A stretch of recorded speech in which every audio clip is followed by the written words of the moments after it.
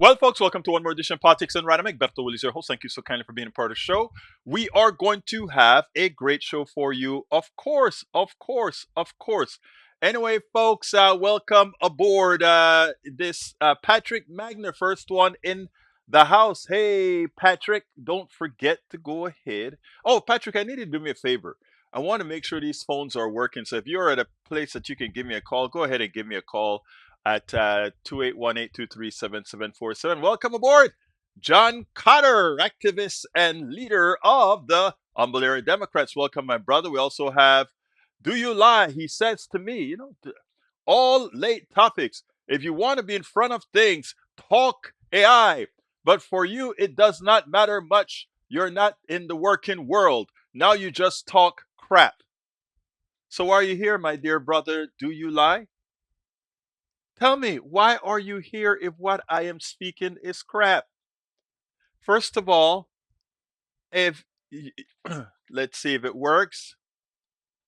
Patrick Magner, so can you hear me? Yes, sir. Can you hear me? And I can hear you, so we are working. So when you're ready to call back, please feel free to do so, my brother. All right? Sounds good. All right, my man. Thank you for checking it up from me. All right, folks. Okay, let's get back to Do You Lie? Because, there are some people that when they put the negativity out there, I ignore it, generally speaking. But sometimes you want to address it, right? Because sometimes when you leave stuff into the ethos, people believe it. No, my brother, I stay on topic. If you go to our Substack, you see that we handle the AI topic in detail. In fact, pointing out that AI is incompatible with that capitalism is incompatible with AI. But again, that requires you to read and not just sit back and run between one video after another, my dear brother. So, again, no, we cover many subjects, and you are not the sole purpose that this show or this program is designed for. This program is for everybody, and everybody has input into this program. And they email me, they send me notes, and I listen. You know what I mean? So, Mr. Always having to be critical instead of giving a what we would call constructive criticism, instead of trying to destroy that which is aiming to aid. Hey, chill out. Joe from Los Angeles, California, welcome aboard. We also have Brittany, my beautiful Brittany from Pennsylvania, but she wants me to make sure that it's the northern part of Pennsylvania, the Jersey part of Pennsylvania, you know what I mean? I hear you, Brittany. I listen to you, Brittany. Hey, Jenny, how you doing? And March KJ says, do you lie? Sorry, but AI has nothing to do with being in the front. It's a tool to help people out. The mentally ill, rich, whiny white guys want to take away working people's independence. Won't happen because realistically, AI is a tool. That's it. From Marge KJ. Hey, Marge, how you doing, beautiful? Beach Love is in the house as well as Lee the Bearcat, who says, what is Rokana saying? He wants to take one time 5%. So does that mean he gives some of his $200 million? Again, you guys like to look at things on an individual basis, Lee the Bearcat. If he has $200 million, I am sure he doesn't mind giving the 5%. But here's the thing, I am much higher than the 5% I think the working class is deserving from the wealthy. Because the wealthy's wealth was built on the backs of the working class. I'm talking about the janitor. I'm talking about the guy who sweeps the streets. I'm talking about the airline pilot, the bus driver. I'm talking about the engineer. I'm talking about the doctor. All this wealth was built on their backs, and many have not been compensated for such wealth relative to what the wealthy has extracted. So let me tell you better. If I had $10 million and they levied a 25% tax on my $10 million. I'll be very honest with you guys. I'll be superbly honest with you. If I was able to amass $10 million and there was a tax to make America better of 25% or 30%, I would have no problem, absolutely no problem paying that to better the country. It behooves me that we always consider ourselves so magnanimous, so benevolent, so caring for people. And we look at having an abundance and not feel that sharing that, which, to put it bluntly, you had to be fortunate to achieve. Because I tell you something, let me tell you something. Welcome aboard, Lisa Blair from Atlanta, Georgia. Let me tell you something. I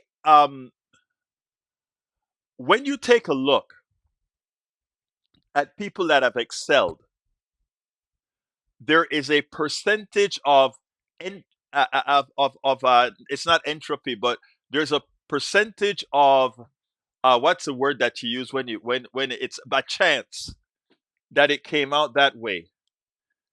I always use singers as an example. In my wife's church, there are singers. I mean, there are some women and guys that can sing like no other.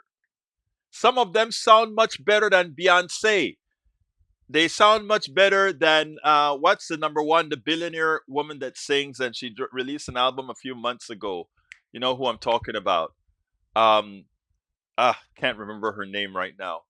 They sing better than all of them, but by chance they weren't recognized, discovered, or whatever by the people who choose who they are going to put out there.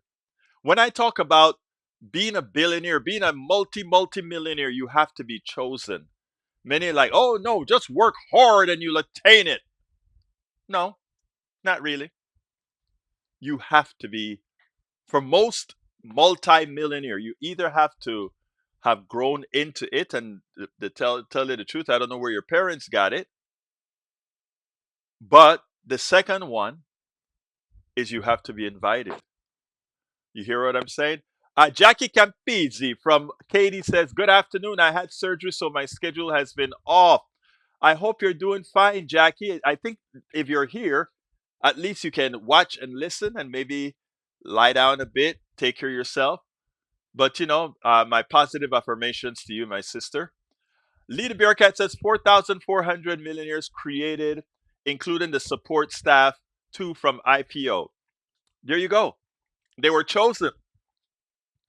I want you to tell me, if I am somebody that that happened to be fortunate enough to get a job at SpaceX, whether it be a janitor or a secretary or an engineer, and while that was a private company, I bought stock, and just out of the blue, because we created a financial instrument that's going to rip off a whole bunch of Americans.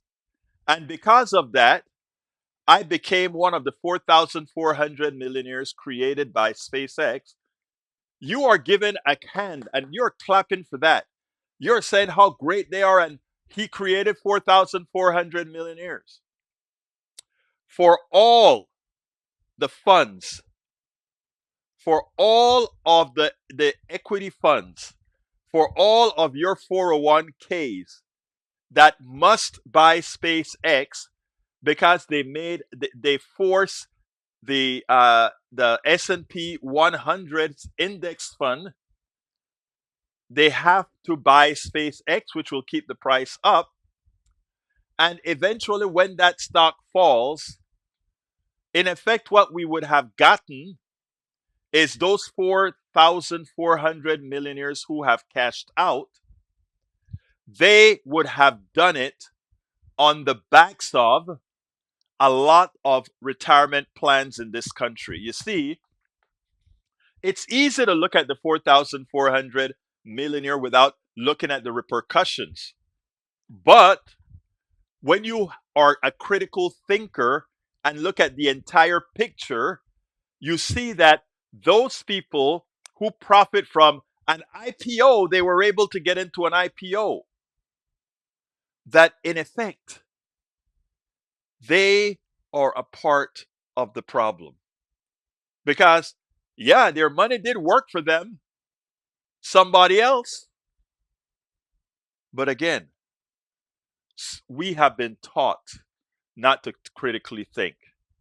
So those 4,400 newly created millionaire will do fine if they sell in time, while a lot of people who are forced to buy this stock would be hurting. That's capitalism for you. And the fact that you cannot see it, the fact that I can explain how this works to you, Mr. Beercat, and with all the fact based info that I've given you about stock trades, financial instruments, etc., and in your mind you are unable to connect the dots, it speaks poorly of a certain group of us Americans. Not me, not most of the people in our chat. Of you, yeah. Because it shows that even given the truth and understanding, you are unable to connect the dots of something that's going to harm a lot of your fellow Americans to satisfy the wealth of just a few. You cannot see that, man. We have a lot of work to do. All right. Anyway, I'm going to start with Iran. I did I was on WBAI yesterday with, and I played this one earlier this morning. John Carter said the right thing. He says, or he is just unwilling. And you know what, John, that is even worse. When you are unwilling, it means of there is a slice of evil in you, right? Because if you are ignorant, if you are ignorant, and even if I explain something, your ignorance is such at a level that you can't understand what I'm saying, then I understand. But if you understand the science, the math of what I'm saying, and your answer is, well, shoot, I'm doing fine, I'm doing well. That is the evil. I mean, I'm gonna give a little notion here for, because every day we get new people. But let me just say this. Um, because I don't follow that methodology of the willfully ignorant. I don't follow that methodology of making it on the back of others or cheating others. So I'm going to repeat something that I've told many a times.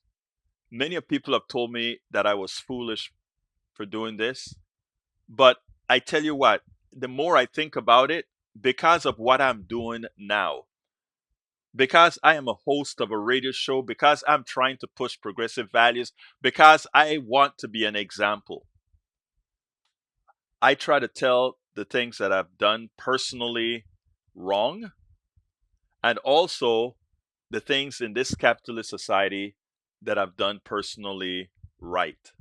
And I can tell you, one of the reasons I'm virtually broke right now is because of how much money I left on the capitalist table. Just want to say that. How much money I left on the capitalist table. Before I went full time with politics done right and this sort of stuff. I don't know if you guys remember Y2K. When Y2K came out, it was one of the biggest frauds there is on this planet. And those who partook of the fraud, they made millions. And those who did the right thing, not a pat on the back. But let me just tell you what I did. I sold a package called ComDRV. I wrote it. It's a software package that transfers information between computer systems. And the big thing about Y2K was they used to keep the date in 2 bytes. And I realized that we were getting the turn of the century, and I modified how I handled that. And my software from the 90s had the fix in it. Early 90s had the fix in it. So when all these companies, over 6,000 companies, sending me information, is this up to what do we need to upgrade to make sure that we are compliant with Y2K? And instead of saying, making a quick and dirty change, just a little change and go ahead and send it out, I said, you don't have anything to worry about. We took that into account with our software. And that has left over. I left at least, let me just say, this is the low side, a minimum of $300,000 on the table by not upgrading the software for all the people that then had my software. And that's at the low end. The reality, it's probably more than twice that many, because the amount that I think would have upgraded would have been likely much more than that. And that is way north of $300,000 left on the table. You can look it up if you want to. But anyhow, the capitalist thing to do was maximize profits at all cost. I chose not to do that because it would have been immoral to charge all these thousands of companies for something they needed not have been charged for. So, Mr. Lee the Bearcat, it has nothing to do with envy. It has everything to do with morality. And for all of you on the right who always talk about family values, who always talk about morality, who always talk about the sanctity of life, it's not that it's hypocritical what you're doing. It's deeper than hypocritical. It is downright evil. Patrick says The Black Swan, The Impact of the Highly Improbable, is a very good book that outlines how risky investing is. I recommend it to Lee. Yeah, he should get some of that, right? Should get some of that.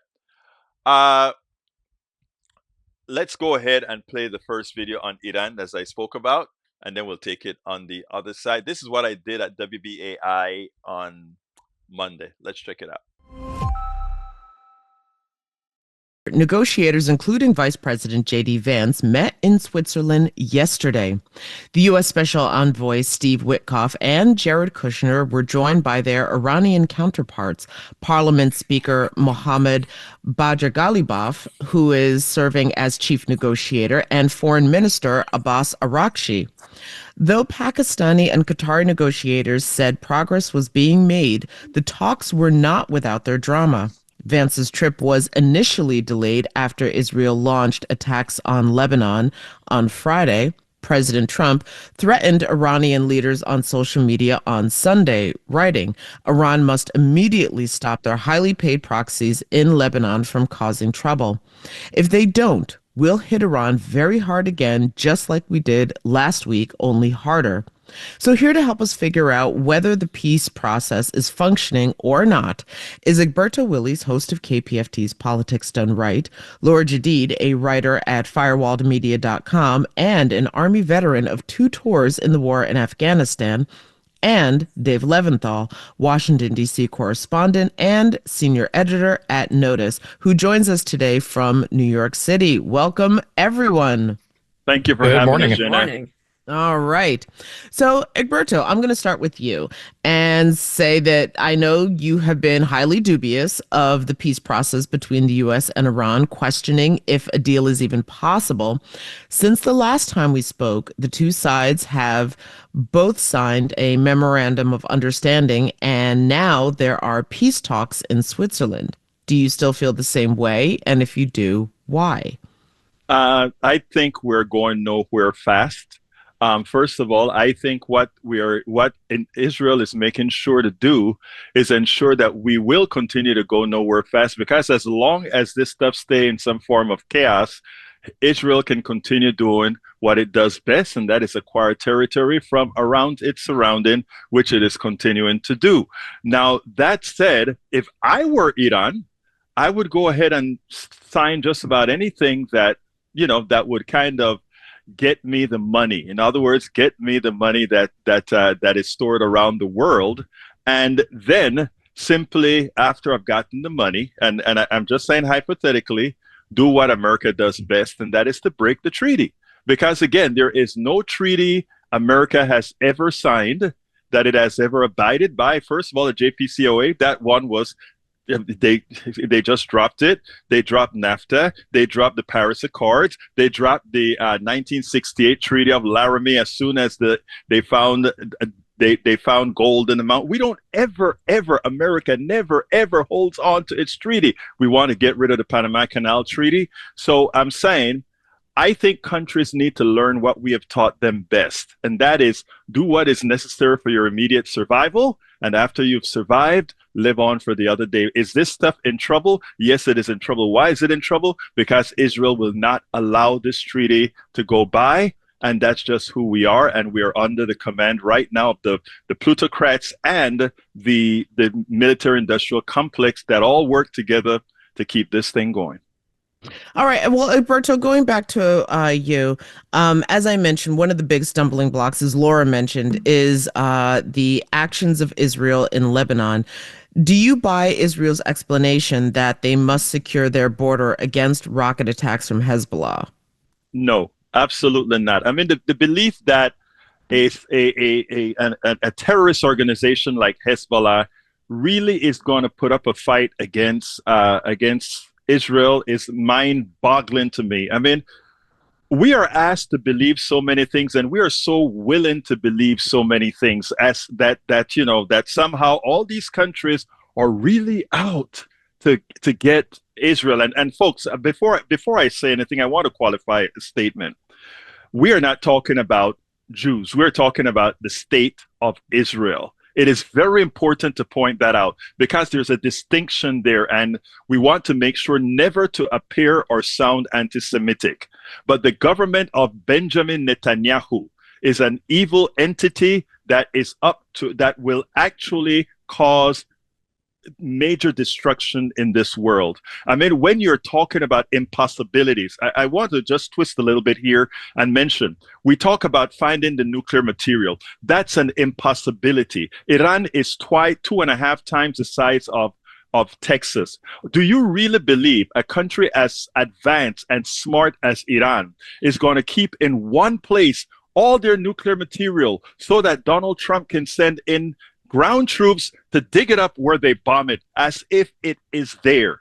I mean, we are asked to be so unintelligent when we look at the things that are occurring in the Middle East and think that what we're seeing on TV bear any resemblance to what's really occurring. What's reported bear any resemblance to what's occurring. What we have here specifically is a country that wants to acquire land, and they're using the United States as its stooge. Egberto and Laura, I kind of have a similar question for both of you, and that is basically, how do you see the peace process, if there even is a peace process, to play out? And Egberto, I'll start with you.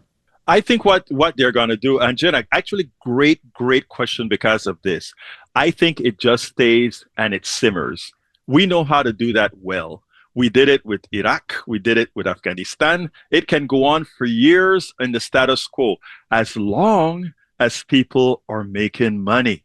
As long as the defense industrial complex continue to make money, as long as enough ships go through to satisfy the world, keep prices of oil above $65, because remember, fracking ends at $65. If oil drop substantially below 65, fracking is over. And, we want to drill, baby, drill, and we want to keep that pumped up. So I think they are willing to have that just to simmer. Blow something up here and there, and then we go back to the talks and blow something up here because people are making money. I know folks are dying, but guess what? They're making money. Wow. All right. Well, unfortunately, we're going to have to leave it there, although I hope next week we can continue our conversation about international leadership because, of course, we didn't even get a chance to talk about the fact that Britain's Prime Minister, Keir Starmer, has stepped down, which means they would be in line for, I think, like their 7th Prime Minister in the span of a decade. So there's lots more to discuss, but I want to thank our political panel.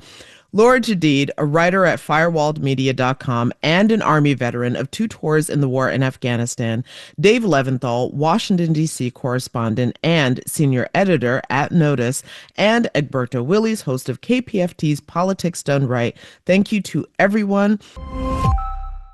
All right. Before I go on, she mentioned Starmer, right? Keir Starmer.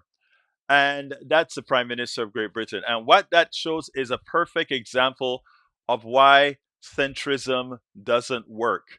This guy is the Prime Minister of the Labour Party.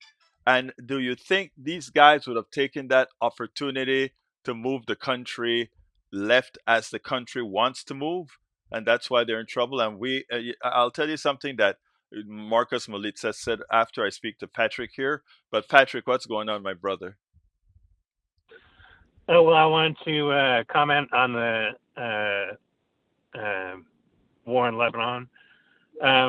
We're calling Hezbollah a terrorist organization, and it's not too difficult to argue that they are, but I think that Lebanese citizens, the people, need the context that nobody else will help them, and this is the same thing in Gaza with Hamas. And what has happened is Zionist Israelis infiltrated the Lebanese government, took it over, and now that they have no care at all for the citizens there, they want them dead. And so the only people that will fight for them, who are attached to the is Hezbollah, Iran, the Iranian Royal Guard or however it is, they have no other choice, and people don't die quietly. And if somebody is offering help when nobody else will, they're not going to say, "Well, I'm not 100% about the integrity you have." And when we're talking about integrity, I'd like to point out that Israel tore up all the Lebanese roads so that they could have no trade. They've been murdering entire families. They've been destroying Catholic churches. They've been destroying all sorts of extremely old historic sites. Currently, they are spraying over the entire countryside what humanitarian organizations have estimated 10,000 times the recommended dose of Roundup to render that entire area inhabitable, and that will go on for generations, which is a war crime. What Lebanon is up against is an absolute evil, and to put them above Hezbollah, to me, is just gut-wrenchingly abhorred. So I guess I'll leave it at that. But I think go ahead. I think you need to. We need to. One of the problems we have, right, is people don't get history, and they don't get the full history. They make it seem like all these countries are after Israel, and I want to make sure and repeat this. We're speaking about Israel, the state. We're not speaking about Jewish people, the average Jewish person here. This is not an anti-Semitic statement. This is a statement of fact. Before 1948, there were Jewish terrorists, and in fact, the British authorities considered what is it called? I think the Irgun and the Stern Gang, Lehi, they were considered terrorist organizations. The genesis of Israel started with quite a few terrorist Jewish Zionist organizations. That is not up for debate. So when people sit back and just think that, well, all these people want to destroy Israel, look, I am not taking a moral position here. I'm taking a moral position here. This is natural pushback from all sides. You can't go in, move people, and want them to forget all that was done to them. And when they fight back, you say, oh my God, they want to kill us.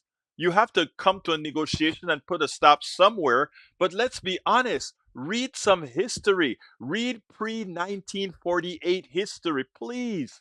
And you'll understand the animosity. When we talk about Arabs as being some sort of a evil, terrorist driving people, that's not how they got there. It is like when they talk about people of color. Let me tell you what I smile at a whole lot, and it drives me crazy. Right? I am a I'm a black guy, right?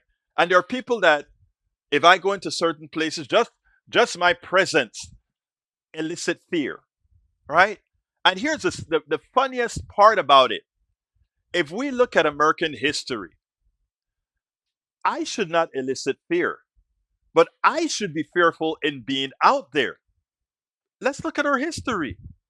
But it shows you that when you lose the ability to critically think, which is something that we have taught every single American from birth, you can believe things like Israel is all good and the Arabs are all evil, bad people. Iran is all good and the rest are. It's much more. It's a lot cleaner history than that. 1953, Americans loved Iran, but after 1979, because of what we did to Iran, and they pushed back. Now they're the worst people in the world. Anything you want to say real short before I go to the next video, my brother? Yeah, Zionism isn't doing anything good for humanity, and just recently the Pentagon has named Israel as one of the most dangerous organizations in the United States. Well, Israel is, look, let's be blunt here. By definition, by definition, Israel is a terrorist state. You cannot argue Yes. that.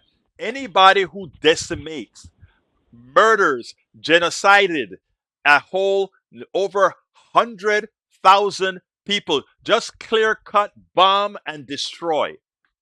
How could anybody with a sense of morality look at that destruction and not say that is evil, that is genocide, that was done by terrorists?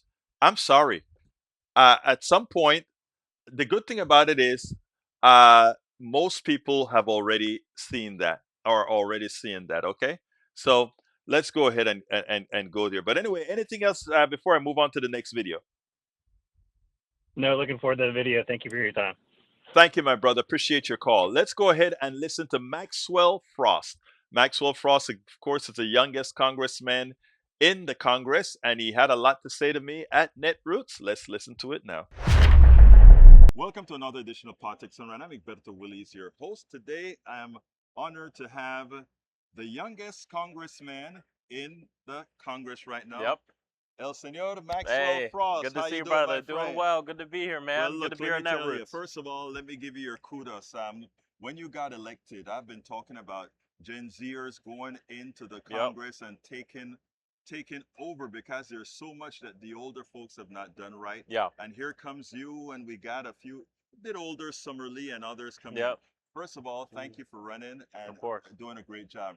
Let's start out by asking you, how do we get more younger folk involved into our body politic? Yeah, two main things. Number one, it's important. People have to realize this system wasn't created for young people to run for Congress and get elected, Right. let alone working class young people. And so there's a community aspect to this, which is making sure that we're recruiting candidates early, that we're working with them to teach them how to campaign, but that we support them in something that is very difficult. I mean, look, if I didn't have the support system I had during my campaign, I would have dropped out midway. Let me ask you, what is that support system that you're talking My about? family, my friends, you know, people who would buy me a meal every now and then, friends who let me sleep on their couch when I experienced homelessness, when I got priced out of my apartment. And why was all this happening? I had to quit my job to run for Congress. Right. And I was living off of my savings, which wasn't great. The thing is, most people who run for office already are independently wealthy. Right. So they can afford to not have a job for a year or two. but for the average person, it's difficult. So that local system of support is so important for getting young people to run and them winning. But the second thing is institutionally, we have to get big money out of politics. We have to change our election system. We have to end Citizens United. We have to end super PACs. We have to make sure that I believe in publicly funded elections where you don't have to spend 8 hours a day trying to beg people for money to be able to spread your message. All these things I think will make it so we can have a Congress that looks a little bit more like the country. Now you've done a good job exposing alligator, Alcatraz, yeah, and yeah. all of that. Now, with regards to immigration, that is something that should be an issue here. You are in Florida. You have a whole lot of orange groves and all of Oh that. yeah, One of the things, the messages that I don't think is going out is that it's more than just sending these people back. These people are an integral part of our society, yeah. and it's not that. And as they are gone, our economy falls. How do you, as a congressperson, intend to express that to your population?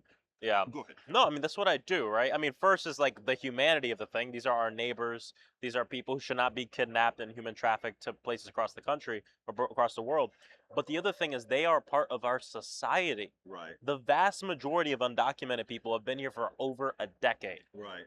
And people have to understand, remember during COVID, our frontline workers and especially people who were taking care of our elders, Right.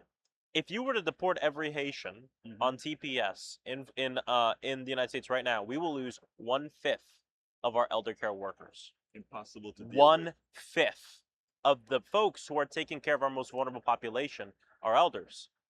It has huge impacts beyond just Haitians, everyone. Huge impacts on agriculture, on us getting our food.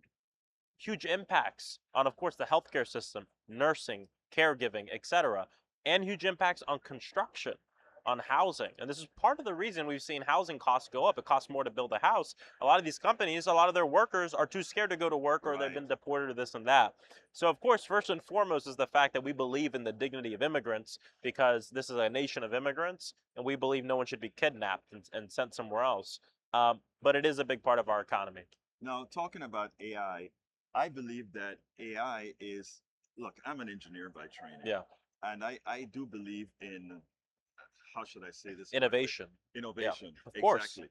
Now, but what I think we have to have is legislation that actually regulates AI in a manner. AI is actually our knowledge base, the entire knowledge base. Anything that you've ever said is a part of your database. Yep. It came We're out all of part you. of AI. We're It's all using part all of it. AI. Yeah.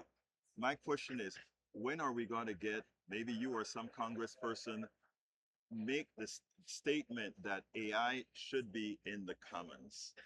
Should be in the what? In the commons. In other words, it should be a public domain. Oh, a public domain. I mean, this is part of the reason. I don't know if you saw Greg Casar and Bernie Sanders have put forth proposals to heavily tax AI, so we can ensure we have more programs because it's using all of our information, all of our music, every speech we've given, etc. And I agree with that. The other thing, though, that I think is really important is we need common sense guardrails to protect working people, to protect all of us. Are there some things that we can possibly use AI for in the future that would be beneficial? Of course, but here's the issue, is that number one, it is being run by a small group of billionaires who they are the ones right now deciding how it impacts work, how it impacts working people, how it impacts our environment. And that's the problem. And actually, I was just on a panel talking about this, that part of the issue we have in this country is we are giving away functions of the government to billionaires so they can make money off of it. People have to remember the government used to be the leader on innovation. That's why we have the internet, by the way. But we've slowly, as we've taken away funding from research, from NASA, from all this stuff, have given that to private corporations of a small group of white dudes in hoodies who are the ones essentially deciding what happens. And it's a huge issue. So we do need to have common sense regulation on AI. But I 100% agree with you. Our information essentially has been stolen from us by these CEOs. I have yet to have a congressman sit in the chair next to me and made that very important statement. It's what happened with us. Everything that we have created, from drugs. I worked at NASA in my early days, and we are the ones who created what Elon Musk is using right now. 100%. And he has done nothing more than we have done with the Apollo program, the Saturn Exactly. V program, and any of these programs. He Exactly. just doing it with more powerful computers, and we Exactly. did it with very And no government oversight. and no government. Thank you. This is the thing I Exactly. talk about when we talk about space exploration. Right. NASA, if something explodes, it's obviously a huge deal. They're probably going to lose money under huge scrutiny. Elon Musk can explode a rocket every day. It don't matter because it's a private corporation. So they're Exactly. able to fail more, which means they're able to do more because that's what innovation Right. requires. And that's part of the problem. A lot of people don't know NASA right now. A lot of the big missions we see going on, it's all intertwined with SpaceX. Right. NASA, it's like they can't do anything without the corporation being a part of it. I'm not saying I'm against all public-private partnerships, but what we have to understand is we are acquiescing core parts of what the government has done for decades and decades and decades to billionaires. I know you said you're not against public part. I mean, there are certain areas that, in my opinion, Yeah. don't belong in a public-private Yeah. partnership. Yeah. Period. I think I agree. healthcare doesn't belong there. I agree. Even NASA, Yep. I don't think belong there. But you know what? I really think that it's so important that we have somebody like yourself who understands these particular concepts.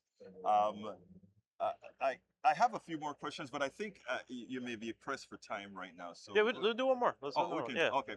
Anyway, I want to know right now election is an issue, and many are concerned about election security. Yeah. What do you think we should do in order to protect against that? The first thing is there is no massive voter fraud or whatever the Republicans are saying, right? And I think we got to tell people the truth about what's going on. The other thing is, I am down to move forward a large, comprehensive voting package that we should brand as protecting the integrity of our elections. Right. Because what happens is, I think everyone knows that there's something wrong here. A lot of those on the far right believe that it's a ton of dead people, voting, which is not really true. happening. But on our side, we know that, actually our elections are messed up. How? Well, not that there's a problem with the voting itself, but there's voter suppression. Right. There's unlimited money put in our elections by corporations and billionaires, and all these things that do rig our economy or rig our democracy. I'm not saying it's rigged like there's someone in there changing the votes. It's rigged in the way they earn votes, right? With money in politics. And I think if Democrats move forward a broad agenda to change and fix our democracy, I think we can actually even get a lot of those people on the right and the left who just know something's wrong here. And it's true, there is something wrong. It might not be what you think it is, but there's something wrong, and we have to have a big package on that. Well, one of these days, I hope they have a panel on exactly what our current economic system is doing. And I won't use any words that can be used as sound bites because I don't want to, as far as you're concerned. But there is something severely wrong with our economic system that we need to take care of. And I'm glad to know we have a rigged economy. Here we go. I'm glad to see we have Congress people like yourself that are actually doing that. Congressman Thank you, brother. I appreciate it. It's been a pleasure. Good to see mi hermano aquí, mira. Mi hermano de Latinoamérica. Yeah, seguro que sí. Muchas gracias y tenga buen día, hermano. Igualmente. Gracias. Awesome. All right. Thank you, man. That was great, man. Thank you very much. And thanks for having me. Keep up doing the good work. You are really what we need out there right now, brother. Okay? Are you based here? I am in Houston, Texas. Okay. If I'm ever in Houston, we'll hit you up. Hit me up. I'm there, all right? Take care. Thank you, brother. Thank you. Have a good one. Thank you.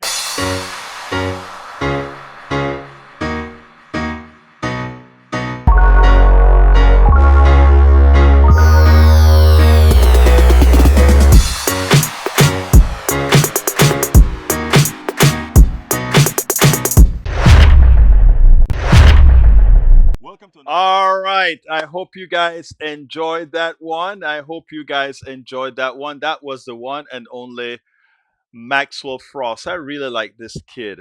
I really like this kid. Anyway, you want me to show you that picture that he drew? Let me see if I can find a way to get it out for you because, when you guys ask, I try my level best to comply. Save image. Let's see if it save it into a format. Let's see if if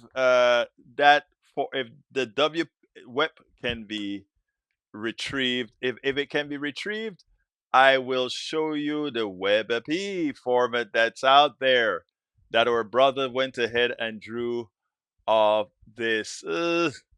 Well, you know what? Let's, let me tell you something about all of you wonderful people. Y'all make me do things on the fly that are normally don't want to do on the fly because, you can make a mistake. But since Lynette is always there for me, I am going to, I'm processing it right now. I am going to put it on the screen for you, Lynette. You asked, and I am going to fulfill. Let's see if I can do it. If I crash my system trying to do this, folks, remember it's all Lynette. So here we go. This is this is our good friend Jason. This is what he sees when he sees me on the screen. I love it, brother. Hey, I did all the processing in real time. There you go, Lynette. Is that good enough for you, sis? Is that all right? I'm gonna let it cover my face for a while. Now all I need to do is run some AI on that guy and let it move like this, right? Thank you, my brother. I love you don't know, guys, how much I love my audience, man. You guys are the best. You guys are the best. And this is let me just say this is hard work as hell, right? I mean, I keep some crazy hours. But let me tell you something. Just because you guys out there, it feels good.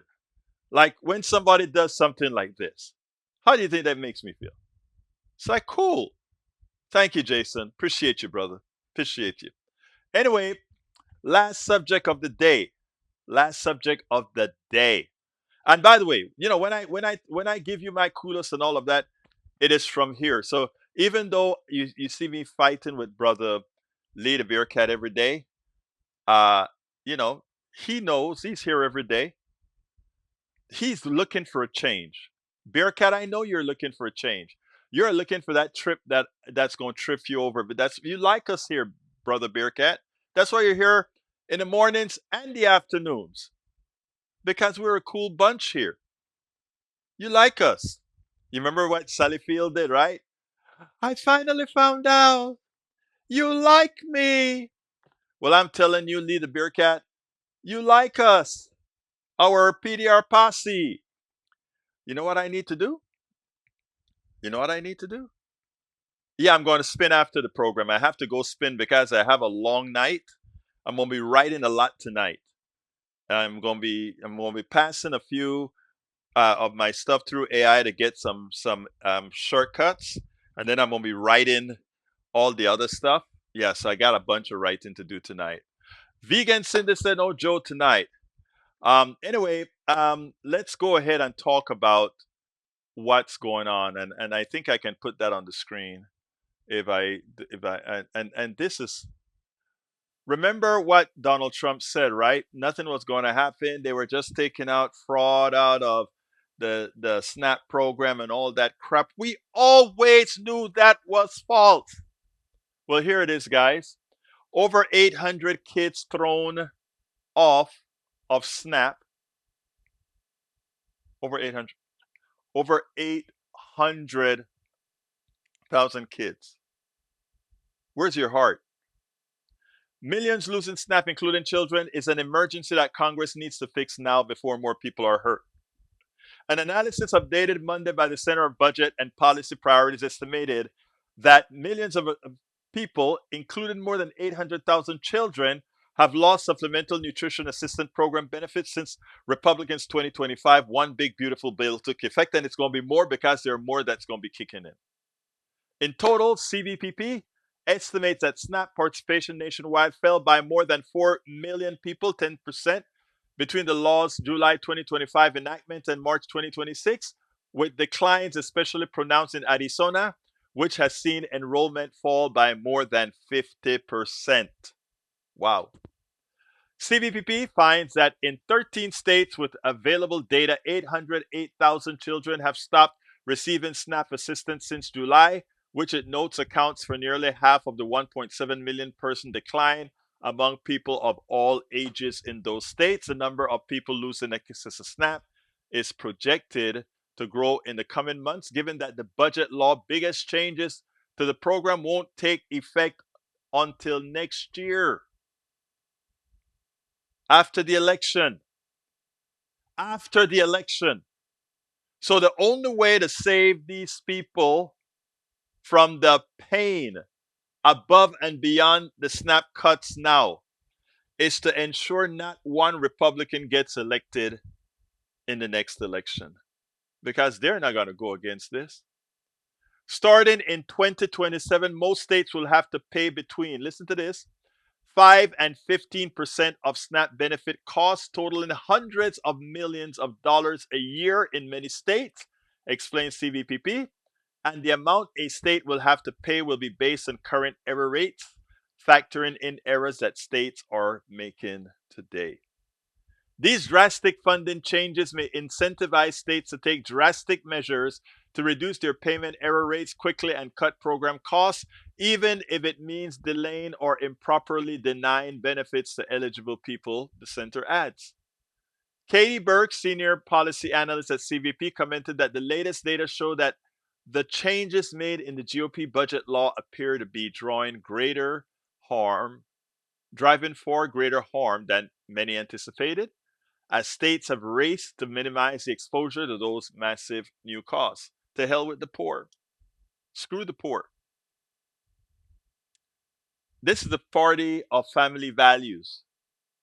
This is the party that believes in the sanctity of life. This is the party that says it cherishes children.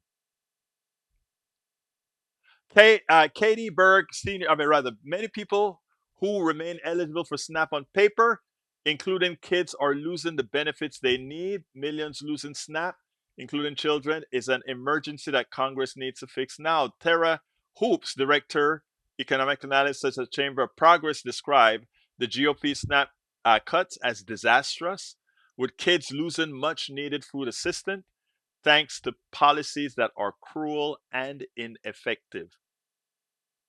The last time SNAP participation fell this sharply, this fast, was after the 1996 welfare reform law that cut 2.2 million people off food assistance for over 8 months. We are already seeing almost twice the damage, and the unemployment rate has remained flat. Policy analyst Michael Linden describes the impact of the GOP's budget law on the SNAP program as the memorial reflecting pool of keeping kids from going hungry, a reference to President Trump's calamitous attempted renovation of the iconic pool located near the Lincoln Memorial in Washington, D.C. Folks, evil. When we speak about this administration being evil, we're not talking in hyperbole here, folks. John Carter says these cuts taking place after the election was by design. Exactly. And John, what we have to do, and I hope we are going to be strategizing that over the weekend at the conventions on how to market, because as you know as well as I do, John, not your group, but Democrats in general are lousy marketers and poor funders of those people like your group who need to be funded out there to get the job done. So we hope that as Democrats collect the billions of dollars they will be collecting for this election, as people realize they're going to win in a landslide and they try to buy in, we hope that those that are doing good work, like your group, John, and many others, the work that our Miss Elkin does here, Cheryl does, and many others in this group out there in the field, we hope it's made a bit easier for you. One can hope, right? One can hope. Anyway, we're close to the end of the program. We got about 3 minutes. If anybody want to make a quick call, I can take a quick call for 1 minute. If anybody wants to make a quick call, that's 281-823-7747, 281-823-7747. I'll wait about 30 seconds, and then if that doesn't come, I'm going to give my pitch, asking those of you who have the wherewithal to please become subscribers Paid subscribers. By the way, Leader Bearcat, you're here every day. Are you a subscriber? I never actually. I don't even know how to check the records on you. But anyway, look, uh, we have got to do better. To our fellow person and much more. Okay, I see it ringing. I need to find it. For some reason, I can't. Oh, there it is. I'm coming to you now, Ray. All right, Mr. Brackens, 1 minute, my dear brother. Real quick, we just got to keep on helping remind people what evil is and stop normalizing what is not evil. That's pretty much Yes. all I got to say. Thank you for saying that. We have to stop. Uh, thank you for that. Let me tell you something, Ray. That is the word, not normalizing evil. And I think we have been doing too good a job of that. And I think I'm guilty as well. Certain things that I let slide that shouldn't slide. Thanks for saying that, brother. Anything else, real quick? Real quick. That's all I got. I'll leave it Thank at you, that. my brother. You have a good one. You take care, my brother. All right, look. Lynette is reminding us that the summer Zoom iced coffee with Egberto is on Friday, July 10th, between 7 and 9 p.m. Central, 8 to 10 p.m. Eastern, 7 to 9 p.m. Western, okay, Pacific. And I'm going to put that in both chats right now. Thank you for putting that out there, Lynette. You are wonderful and you're a good traffic cop. You're our best traffic cop in the chat. Let's just put it that way. You're the best traffic cop. And of course, our beautiful Brittany is in the house. Let me tell you something, guys. I have the best audience. I'm gonna go over by a minute because I want to call out Brittany because um you want to know why I love my peeps? This woman left work and brought me in Pennsylvania a Panamanian meal. Do you know how that touches somebody? You know, out of her way. She's not Panamanian. She don't know about this stuff necessarily. Love you, girl. Love you, girl. Love you, girl. I mean that was one. Well, I love all of you, but you know what I'm talking about. But anyway, please consider becoming paid subscribers of Politics Done Right. Go to politicsdoneright.com/newsletter if you're not on Substack. If you're on Substack, just hit that subscribe button and become a paid subscriber if you can. You make a difference. And I mean that from the depths of my heart. You make a difference. You allow me to make that trip that I'm going to make to Corpus Christi to go ahead and get all the information. Our brother, John Cotter, should be out there as well. You guys make this stuff happen. So please consider being subscribers. I got to get out of here now. Otherwise, I'm off to cut this stuff too tight when I'm processing it. Anyway, love you all. Reach me at info@politicsdoneright.com. My name is Egberto Willies. This is Politics Done Right. And you guys know how I end this baby. I am what?